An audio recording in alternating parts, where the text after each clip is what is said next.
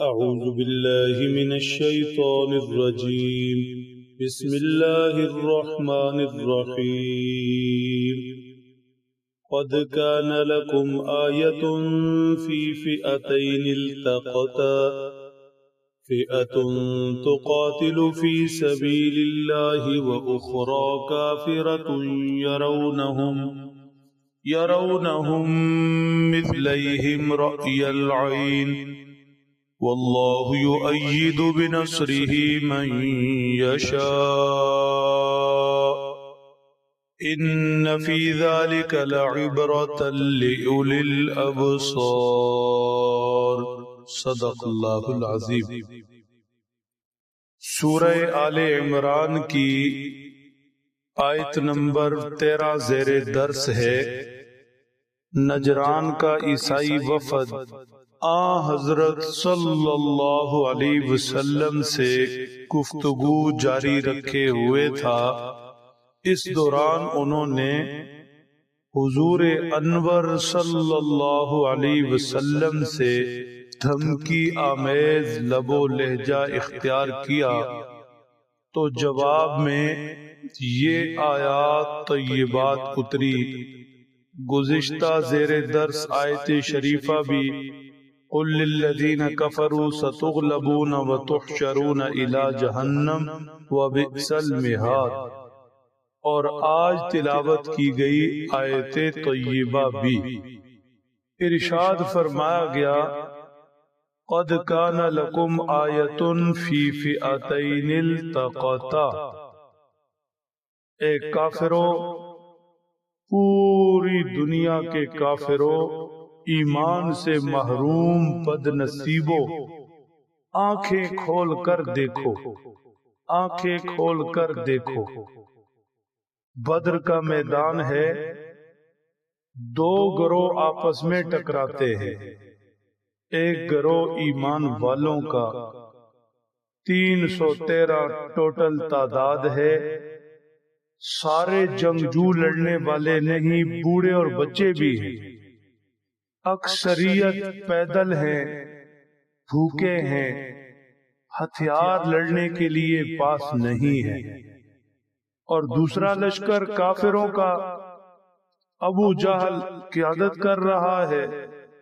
بڑے بڑے جنگجو اس کے ہمراہ ہیں، 1000 کی تعداد میں سوار، اسلحے سے لیس، جنگی ترانے گاتے جوش و جنون میں. لیکن ان دو لشکروں کے آپس میں ٹکرانے پر نتیجہ کیا نکلا؟ تاریخ میں ہر چیز درج ہے. ہر زمانے کے کافر آنکھیں کھول کر دیکھیں کہ بظاہر یہ مقابلہ ہی نہیں تھا، لیکن نتیجہ کیا نکلا؟ ان 313 نہتوں نے، ایمان والوں نے 1000 کافروں جنگجوؤں کو دھول چٹا دی. بدر کا میدان ان کے خون سے رنگین کر دیا. 70 کے قریب کفار مارے گئے. خود ابو جہل عبرتناک انجام سے دوچار ہوا جب وہ معوذ و معاذ 2 بچوں کے ہاتھوں اپنی جان سے ہاتھ دھو بیٹھا. 70 کے قریب مشرکین مکہ قید ہوئے اور بعد میں فدیہ دے کر جان کی خلاصی پائی. باقی بھاگ کھڑے ہوئے. تو یہ سارا منظر سامنے رکھو. ہر زمانہ کے کافروں، آنکھیں کھول کر دیکھو. ان فی ذلک لعبرۃ لأولی الابصار. آنکھیں ہوں، بصیرت ہو، دیکھ سکو، سمجھ سکو، عقل و شعور سے کام لو. تو مسلمانوں کو کبھی کمزور مت سمجھنا. کبھی اپنے مال و متاع، ساز و سامان، ہتھیاروں، سواروں، جنگجوؤں، جدید سے جدید ٹیکنالوجی، اسلحہ، کبھی ان چیزوں پر مان مت کرنا، کبھی دھوکے میں مت رہنا. مسلمان وقتی طور پر تھوڑے ہو سکتے ہیں، کمزور ہو سکتے ہیں، لیکن جب انہیں اللہ کی نصرت نصیب ہو جائے، جب انہیں اللہ کی طاقت مل جائے، اللہ کی معیت مل جائے، قدرت کا ہاتھ ان کی پشت پر ہو، تو پھر دنیا کی کوئی طاقت انہیں زیر نہیں کر سکتی۔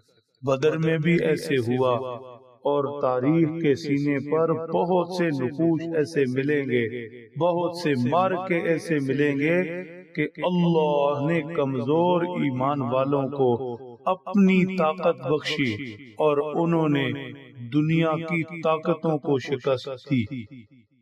معاملہ صرف یہ ہے کہ ایمان والے ہوں۔ انتم الاعلون ان کنتم مؤمنین، ایمان والوں کو خوشخبری ہے کہ غلبہ تمہارا ہی ہے۔ وقتی شکست، وقتی کمزوری، وقتی پریشانی ہو سکتی ہے، لیکن ایمان والے ہی غالب ہیں، ایمان والے ہی طاقت میں ہیں، سب سے اوپر ہے۔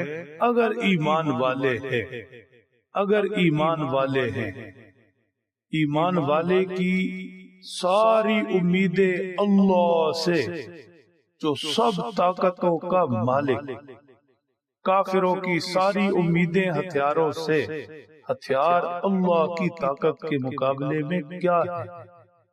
کافر ہے تو شمشیر پہ کرتا ہے بھروسہ، مومن ہے تو بے تیغ بھی لڑتا ہے سپاہی۔ ایمان والے تو ایسے ہی ہیں اور ایسے ہی رہیں گے، اور بفضل تعالی ایسے ہی ہمیشہ رہ کر دنیا کے کفر پر غالب ہوں گے۔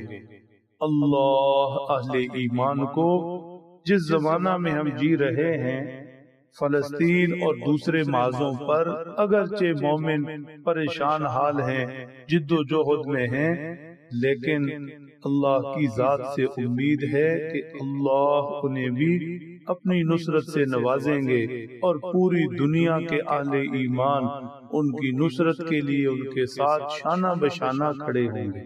اللہ سمجھ دیں، عمل کی توفیق بخشے۔